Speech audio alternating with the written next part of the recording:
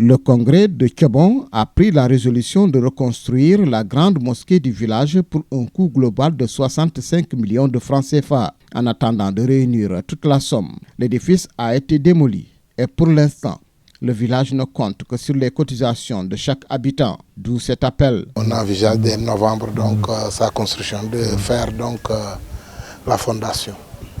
Et c'est ce lieu pour demander aux tout bons donateurs que Thiobon construit sa mosquée et que nous ne comptons que sur nos maigres moyens, c'est nos cotisations, ça et là, des cotisations de 5 000, 10 000, 30 000, voire 50 000 pour une mosquée qui nous coûte 65 millions. Thiobon, c'est aussi sa richesse sur le plan agroforestier. Mais jusqu'à ce jour, aucune infrastructure n'est mise en place pour promouvoir la chaîne de valeur de tous les fruits qui sortent de ce village. On te parlerait du mad, du dita, du néré de Thiobon. Ce sont des produits protégés à Thiobon. Mais avec la grandeur de ces noms-là, Thiobon n'a même pas une petite unité de production ou une unité de transformation ou un centre de formation. On n'en a pas. Donc c'est effectivement des sollicitations au plus haut sommet de l'État. Le quai de pêche du village qui devait tirer l'économie de la localité n'a encore connu aucune amélioration. Une très grande préoccupation.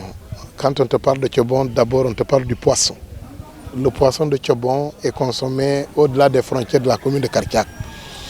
Mais jusque-là, le quai de pêche de Thiobon n'est pas encore réalisé. Cette question est toujours restée à l'État. Tu entendrais même le président de la République te parler du quai de Thiobon.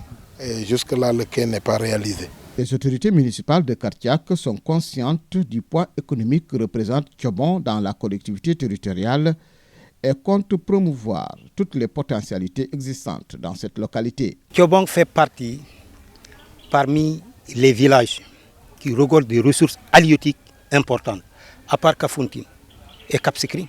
Sinon même, ces deux localités peuvent être des concurrents de Thiobon. Mais comment il faut faire pour avoir au moins un quai de pêche et pouvoir capter toutes ces ressources? Thiobon également est connu pour ses ressources forestières, comme le dita. En attendant, les filles et fils de Thiobon continuent de s'organiser pour relever tous les défis qui se dressent devant eux pour l'émergence de leur localité.